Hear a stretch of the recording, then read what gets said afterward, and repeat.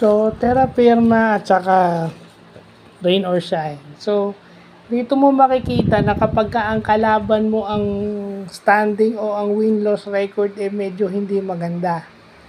Ang tendency nito, hindi naman kasalanan ng coaches ito. Kasalanan to ng players. Tendency nila nagmi-miss ng tira because they are so relaxed. Sa laro, dapat relax ka pero hindi dapat masyado. Because yung team pag relax na outscore sila ng kalaban in a quarter. No, parang 23-8 nung fourth quarter yung yung scoring by quarter is 23-8. Nasa kalagitnaan pa lang ng fourth quarter kaya nakahabol itong Terra Firma sa Rain or Shine, no? Pero siguro nung huling time out ni coaching, talagang diniin niya na kung sa pagpapatuloy yun, matatalo sila. So nagkaroon ng run yung Rain or Shine para manalo. No?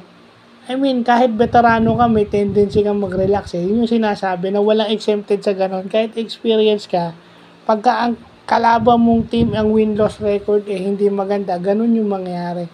Lalo na kapag ka nakalamang ka na, lamang na lamang yung Rain or Shine eh.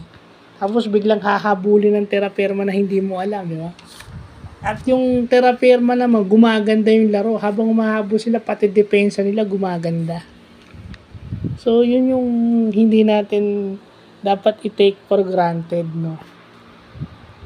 Kasi akala nila, being relaxed is a positive thing. Pero minsan, meron siyang bad connotation.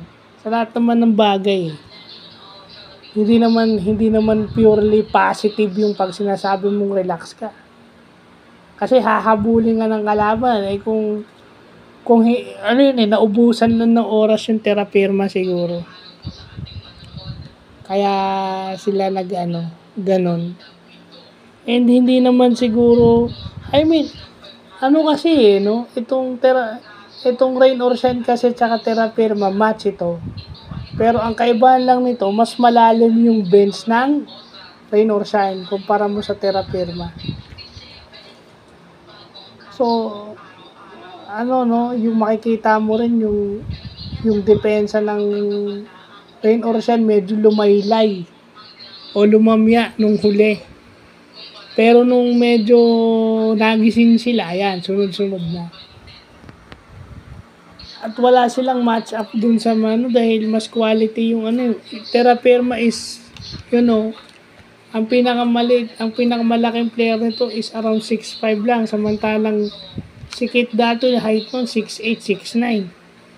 So, 3 inch na lamang itong si Kit Dato doon sa pinakamalalaki ng Terra Firma, which is an advantage. So, yun lang po.